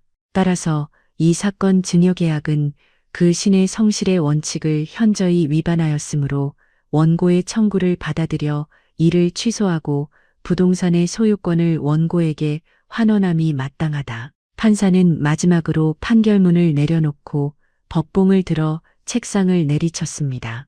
또한 피고들은 이 판결이 확정된 날로부터 3개월 이내에 해당 부동산에서 퇴거할 것을 명한다. 이상, 탕, 탕, 탕. 3번의 망치 소리가 제 길고 길었던 5년 고통의 시간에 마침표를 찍었습니다. 탕, 탕, 탕. 새의 마지막 망치 소리가 법정의 차가운 공기 속에 여운을 남기고 사라졌습니다. 그 순간 저는 더 이상 참지 못하고 두 손으로 얼굴을 감싼 채 소리 없이 울었습니다. 하지만 그것은 더 이상 슬픔의 눈물이 아니었습니다. 제 억울했던 5년의 세월을 보상받는, 제 상처받은 73년 영혼을 위로하는 시원하고 후련한 눈물이었습니다. 법정 저편을 돌아보자 며느리 윤서연은 바닥에 주저앉아 이게 무슨 소리야, 말도 안 돼, 라며 어린아이처럼 통곡하고 있었고, 아들 이동우는 넋이 나간 사람처럼 허공만 응시하고 있었습니다. 그들의 비참한 모습에 아주 잠시, 정말 아주 잠시 마음이 흔들렸지만 저는 이내 고개를 돌렸습니다. 그들이 지금 흘리는 눈물은 자신들의 잘못에 대한 참회의 눈물이 아니라 눈앞에 8억짜리 안락한 현실을 잃어버린 것에 대한 탐욕의 눈물이라는 것을 저는 이미 알고 있었습니다. 법원을 빠져나오자 가을 햇살이 따스하게 제 어깨 위로 쏟아져 내렸습니다. 김진우 변호사가 제게 다가와 축하 인사를 건넸습니다. 어머님, 정말 고생 많으셨습니다. 이제 모든 것이 제자리로 돌아왔습니다. 8억 원, 그 집은 다시 어머님 것입니다. 제가 감사의 인사를 하려던 바로 그 순간이었습니다. 엄마, 등 뒤에서 저를 부르는 절박한, 피토하는 듯한 목소리가 들렸습니다. 제가 40년 넘게 키워온 아들 이동훈이었습니다. 저와 김 변호사 앞까지 달려온 아들은 염치도 체면도 없이 그 자리에 무릎을 꿇었습니다. 그리고 제 바짓가랑이를 붙잡았습니다. 엄마, 내가 잘못했어. 내가 천하의 불효자식이었어. 엄마, 제발, 제발 소송 좀 취하해줘. 응, 우리 이 집에서 쫓겨나면 길바닥에 나앉아야 해. 엄마, 뒤따라온 며느리 윤서연 역시 헝클어진 머리로 제 앞에 무릎을 꿇고 앉아 눈물 콧물로 범벅이 된 얼굴로 애원했습니다. 어머님, 저희가 다 잘못했어요. 제가 죽을 죄를 지었어요. 어머님, 제발 저희를 내쫓지 마세요. 저희가 평생 속죄하며 살게요. 네, 우리 서준이, 지아 손주들 이름은 어떡하고요. 애들 봐서라도 제발 한 번만. 그들은 이제야 아이들을 방패 삼아 제게 매달렸습니다. 아들은 제 다리에 매달려 어머니 하고 울부짖었습니다. 하지만 저는 흔들리지 않았습니다. 저는 제 다리에 매달린 아들의 손을 차갑게 뿌리치고 제 아들을 향해, 그리고 제 며느리를 향해 제 평생 마지막이 될 가장 단호한 말을 건넸습니다. 늦었다. 너희가 내 73번째 생일날 내 앞에 그 차가운 편의점 폐기 삼각김밥을 던져주었을 때 모든 것은 이미 끝났다. 그 말을 끝으로 저는 단 한 번도 뒤를 돌아보지 않은 채 법원을 등지고 새로운 세상을 향해 걸어 나왔습니다. 판결이 끝난 후 법적으로 완벽한 남이 된 우리는 물리적으로 8억짜리 한 공간에 갇힌 채 3개월이라는 잔인한 퇴거 유예 기간을 보내야 했습니다. 집안의 공기는 더 이상 냉랭한 것을 넘어 마치 장례식장처럼 무겁고 고요한 슬픔만이 감돌았습니다. 아들과 며느리는 살아는 있었지만 그들의 영혼은 이미 죽은 것과 다름없어 보였습니다. 그들은 더 이상 제게 화를 내거나 원망하지 않았습니다. 그럴 기력조차 남아있지 않은 듯 했습니다. 그저 최소한의 생존을 위해 밥을 먹고 잠을 자고 출근을 할 뿐이었습니다. 우리는 서로의 그림자조차 밟지 않으려 애썼고 어쩌다 좁은 복도에서 마주치기라도 하면 서로가 보이지 않는 사람인 양 투명 인간 취급을 했습니다. 저는 그들을 용서하지 않았지만 그들의 무너진 모습을 보며 기쁨을 느끼지도 않았습니다. 그저 이 지긋지긋한 동거가 하루라도 빨리 끝나기만을 바랄 뿐이었습니다. 저는 3개월을 기다릴 생각이 없었습니다. 이 8억짜리 집은 제게 너무나 많은 상처와 아픈 기억을 남긴 공간이었습니다. 하루라도 더 머무는 것이 제 정신을 갉아먹는 일처럼 느껴졌습니다. 저는 판결이 나고 일주일이 채 지나지 않아 김진우 변호사의 도움을 받아 동네 부동산에 집을 금매로 내놓았습니다. 사모님, 정말 괜찮으시겠어요? 8억짜리 집인데 급하게 파시면 제 값을 다 못 받으실 수도 있습니다. 저를 걱정해주는 중개업자의 말에 저는 단호하게 고개를 저었습니다. 괜찮습니다. 돈 몇 푼보다 제 마음의 평화가 더 중요합니다. 최대한 빨리 정리할 수 있도록 해주세요. 제 결심이 확고하다는 것을 안 중개업자는 시세보다 조금 낮은 가격으로 집을 시장에 내놓았습니다. 좋은 위치에 있던 아파트였기에 매물은 금방 나갔습니다. 2주 만에 아이 둘을 키우는 젊은 부부가 집을 보러 왔고 그 자리에서 바로 계약하겠다고 나섰습니다. 저는 그들의 선량하고 행복해 보이는 얼굴을 보며 이 집의 새로운 주인은 부디 좋은 사람들이기를 속으로 기도했습니다. 계약서에 도장을 찍고 돌아온 그날 저녁, 저는 방에 틀어박혀 있던 아들 이동훈과 며느리 윤서연을 거실로 불러냈습니다. 그들은 아무 말 없이 제 앞에 고개를 숙인 채 앉았습니다. 이 집 팔았다. 제 짧은 통보에 그들의 어깨가 희미하게 떨리는 것이 보였습니다. 한 달 뒤에 새로운 주인이 이사를 들어올 거다. 그러니 너희도 그 전까지는 이 집에서 나갈 준비를 하거라. 저는 제게 남은 마지막 의무를 다하듯 그들에게 사실을 전달했습니다. 아들은 아무 대답이 없었고 며느리는 그저 소리 없이 눈물만 뚝뚝 흘리고 있었습니다. 저는 그들에게 더 이상 아무 말도 하지 않았습니다. 마침내 한 달이 지나고 이사날이 밝았습니다. 제 짐이라고는 옷가지 몇 벌과 남편의 사진, 그리고 지난 5년간의 고통이 담긴 낡은 스마트폰이 전부였습니다. 작은 용달차 하나면 충분했습니다. 이 삿짐센터 직원들이 제 단출한 짐을 싣는 동안 아들과 며느리는 방문을 굳게 닫은 채 끝내 모습을 드러내지 않았습니다. 어쩌면 그것이 그들이 제게 할 수 있는 마지막 예의였을지도 모릅니다. 제가 현관문을 나서려던 바로 그 순간 손주들이 방에서 뛰어나와 제 다리를 붙잡았습니다. 할머니, 정말 가시는 거예요? 우리랑 같이 안 살아요? 아이들의 눈에는 눈물이 그렁그렁 맺혀 있었습니다. 저는 차마 아이들의 얼굴을 똑바로 쳐다볼 수가 없었습니다. 저는 무릎을 굽혀 아이들의 눈높이를 맞추고 그 작은 머리를 쓰다듬으며 말했습니다. 할머니도 너희랑 같이 살고 싶지. 하지만 이제는 할머니도 할머니 인생을 살아야 한단다. 이게 우리 모두를 위해 더 좋은 일이 될 거야. 저는 아이들을 마지막으로 한번 꼭 안아주고 더 이상 뒤돌아보지 않은 채 용달차에 올라탔습니다. 차가 출발하고 백미러를 통해 제가 평생을 바쳤던 그 8억짜리 아파트가 점점 작아지는 모습을 보며 저는 비로소 제 인생의 한 챕터가 완전히 끝났음을 실감했습니다. 제가 새로 이사 온 집은 시내에서 조금 떨어진 조용한 주택가에 위치한 작은 원룸이었습니다. 1호평 남짓의 작은 공간이었지만 8억짜리 아파트의 그 차가운 창고 방과는 비교할 수 없이 아늑하고 따뜻했습니다. 남향으로 난 커다란 창으로 햇살이 가득 들어와 방 안을 환하게 비춰주었습니다. 저는 그 집을 보는 순간 이곳이 제 남은 인생을 보낼 곳이라는 것을 직감했습니다. 8억 원의 집을 팔고 남은 돈으로 저는 이 작은 보금자리를 온전히 제 이름으로 장만했습니다.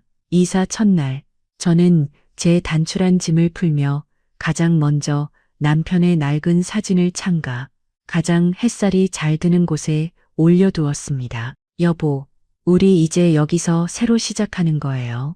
아무도 우리를 무시하지 못하는 온전히 우리를 위한 곳에서요. 사진 속 남편은 마치 제 고생을 다 안다는 듯 제 선택을 지지해주는 듯 여전히 그 온화한 미소로 저를 바라보고 있었습니다. 집안을 제 손으로 직접 고른 작은 소파와 식탁, 푹신한 침대로 채워나가자 비로소 이곳이 온전히 제 공간, 저 박선자의 왕국이라는 실감이 났습니다. 그날 밤 저는 새 침대에 누워 수십 년 만에 처음으로 깊고 평온한 잠을 잤습니다. 누구의 눈치도 볼 필요 없이 아침에 며느리의 타박 소리를 들을까 걱정할 필요 없이 오직 저 자신만을 위한 평화로운 밤이었습니다. 다음 날 저는 용기를 내어 동네를 산책하다가 근처에 있는 시니어 노인 복지관을 발견했습니다. 쭈뼛거리며 안으로 들어서자 친절한 직원이 저를 반갑게 맞아주었습니다. 어머님, 새로 이사 오셨나 봐요? 차 한 잔 드릴까요? 그곳에서는 서예 교실, 노래 교실, 요가 교실 등 제가 젊었을 때, 아니, 남편과 아들을 뒷바라지하느라 감히 꿈도 꾸지 못했던 수많은 프로그램들이 저를 기다리고 있었습니다. 제 심장이 오랜만에 두근거리기 시작했습니다. 저는 망설임 없이 평생의 소원이었던 서예 교실에 이름을 올렸습니다. 복지관 식당에서 5,000원짜리 따뜻한 백반으로 점심을 먹다가 저는 제게 먼저 말을 걸어온 비슷한 나이의 할머니 한 분을 알게 되었습니다. 여기 처음이신가 봐요? 저는 정숙희라고 해요. 올해 74입니다. 남편과 사별하고 혼자 산다는 정숙희 74세씨였습니다. 우리는 마치 오래된 친구처럼 금세 가까워졌습니다. 서로의 아픔을 굳이 말하지 않아도 그저 눈빛만으로도 지난 세월의 고단함을 이해할 수 있었습니다.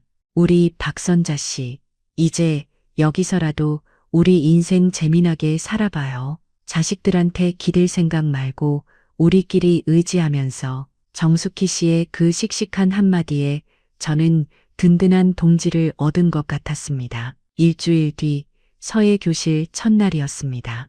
수십 년 만에 처음으로 붓을 잡은 제 손은 어색하게 떨렸지만 먹물이 화선지에 스며들며 한 획, 한 글자가 되어가는 그 과정은 제게 경이로운 평화를 선사했습니다. 어머님, 처음 하시는 것 맞으세요? 아주 소질이 있으시네요. 붓을 잡는 힘이 있으세요. 선생님의 칭찬 한마디에 저는 아이처럼 얼굴이 발갛게 달아올랐습니다. 지난 5년간 며느리 윤서영과 아들 이동훈에게서는 단 한 번도 들어보지 못했던 따뜻한 인정의 말이었습니다. 서예가 끝나고 정숙희 씨와 복지관 1층 카페에 앉아 마시는 1,500원짜리 커피는 세상 그 어떤 고급 호텔의 커피보다도 향기로웠습니다. 어때요, 박선자 씨? 요즘 얼굴이 아주 활짝 폈네. 좋은 일 있어요? 정숙희 씨의 말에 저는 진심에서 우러나오는 미소를 지으며 대답했습니다. 네, 정말 좋아요. 꼭 다시 태어난 것 같아요. 이제야 비로소 제 인생을 사는 기분이에요. 그날 저녁, 집으로 돌아와 혼자 보글보글 김치찌개를 끓여 먹고 있는데 낯선 번호로 전화가 걸려왔습니다. 한참을 망설이다 받았는데 수화기 너머에서는 아주 작은 기어들어가는 듯한 목소리가 들려왔습니다. 아들, 이동훈이었습니다. 엄마 말도 하지 않았습니다. 그저 창밖을 바라볼 뿐이었습니다. 잠시 침묵이 흐른 뒤 아들이 다시 입을 열었습니다. 우리 이사 갔어. 경기도 외곽의 작은 전세집 구해서. 엄마는 잘 지내? 그의 목소리에는 후회와 그리움이 묻어 있었지만 저는 더 이상 그 감정의 동요에 휩쓸리지 않았습니다. 저는 그저 제 평화를 깨뜨리고 싶지 않았습니다. 나는 아주 잘 지낸다. 제 짧고 평온한 대답에 아들은 더 이상 아무 말도 잇지 못했습니다. 그래, 그럼 건강해. 제가 먼저 전화를 끊었습니다. 미안한 마음도 원망하는 마음도 아니었습니다. 그저 이제는 정말로 각자의 인생을 살아가야 할 시간이라는 것을 덤덤하게 확인했을 뿐이었습니다. 소파에 앉아 따뜻한 차를 마시며 저는 남편의 사진을 바라보았습니다. 여보, 나 잘한 거 맞죠? 마음속으로 묻자 사진 속 남편이 제게 대답하는 것 같았습니다. 그럼 아주 잘했어. 당신은 내 평생의 자랑이었으니까. 그날 밤 저는 수십 년 만에 처음으로 일기장을 펴냈습니다. 그리고 떨리는 손으로 첫 문장을 써 내려갔습니다. 오늘 73세 나는 새로운 인생을 시작했다. 늦었지만 이제야 비로소 내 인생의 주인이 되었다. 펜을 내려놓고 창밖을 보니 밤하늘에는 별들이 보석처럼 반짝이고 있었습니다. 저 별들처럼 제 남은 인생도 저렇게 반짝일 수 있을까요? 저는 할 수 있다고 믿습니다. 서예도 배우고 정숙희 씨와 함께 기차 여행도 갈 겁니다. 제가 하고 싶었던 모든 것들을 이제는 하나씩 해 나갈 겁니다. 저는 더 이상 누군가의 아내, 누군가의 어머니이기에 앞서 박선자라는 이름을 가진 온전한 한 사람입니다. 그리고 그 사실이 지금 저를 더없이 행복하게 합니다. 제 사연은 이제 이걸로 끝입니다. 여기까지 들어주셔서 정말 감사합니다. 이야기를 끝까지 들어주신 분이 계시다면 잘 들었다고 댓글 하나만 남겨주세요. 감사합니다.